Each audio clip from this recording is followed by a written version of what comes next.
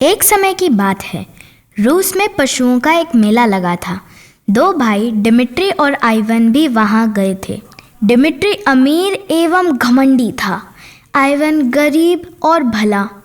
रात होने पर रास्ते में दोनों ने अपने अपने घोड़े पेड़ से बांध दिए और सो गए। उठने पर उन्होंने 2 के स्थान पर 3 घोड़े देखे। दोनों को बड़ा आश्चर्य हुआ। वास्तव में रात को आइवन की घोड़ी ने एक बच्चे को जन्म दिया था। जब दोनों भाइयों ने पहली बार देखा तो वह बच्चा डिमिट्री के घोड़े के पास खड़ा था। डिमिट्री खुशी से झूम उठा और बोला, यह तो मेरा है, मेरे घोड़े ने इसे जन्म दिया है। यह सुनकर आइवन को हंसी आ गई। बोला, कभी घोड़ा भी बच्चे को जन्म देता है, यह तो मेरी घोड़ी का है। दोनों भाइयों में झगड़ा हो गया। वह राजा के पास गए, लेकिन राजा ने कोई निर्णय नहीं सुनाया। उसने कहा, दोनों में जो मेरे प्रश्नों का हल 1 सप्ताह में देगा वह बच्चे का मालिक होगा। राजा के प्रश्न थे, विश्व में किसकी सबसे तेज गति है? सबसे मोटी चीज़ क्या है? सबसे अधिक कोमल क्या है? और जीवन में सर्वाधिक मूल्यवान क्या है?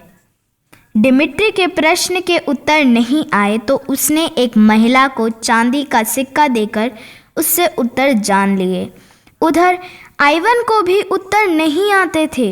वह परेशान था। पिता को चिंतित देखकर आइवन की 7 साल की लड़की ने उसकी परेशानी का कारण पूछा। पिता के बताने पर वह बोली, राजा से कहना कि विश्व में सबसे तेज गति उत्तरी हवाओं की है, जो सर्दियों में बहती हैं। सबसे मोटी चीज़ खेत की मिट्टी है, जो सभी प्राणियों को जीवन देती है। सबसे कोमल वस्तु बच्चों का मधुर चुंबन है और सर्वाधिक मूल्यवान ईमानदारी है। 1 हफ्ते बाद दोनों राजा के दरबार में हाजिर हुए और अपने अपने उत्तर सुनाए।